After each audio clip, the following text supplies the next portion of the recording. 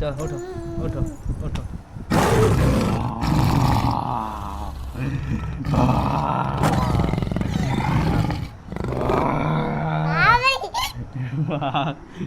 কামড়ে দিচ্ছে, ভয়ে কামড়ে দিচ্ছে মনে হয়। ভয়ে না কি করলে দেখি, সত্যি কথা বলো, ভয় পেয়েছে একজন। বলছি এই যে সিংহ কেমন কেটে, এই যে দেখ সিংহ কেমন কেটে, যে সিংহ সিংহ।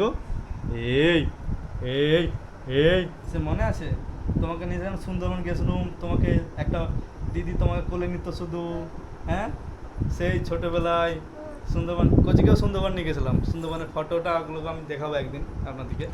কোচি তখন 3 মাস কি 4 মাসে, কোচি কোচি পূর্ণ পূর্ণ কোচি তখন 9 মাসের ছিল। কোচি তখন 9 মাসের ছিল।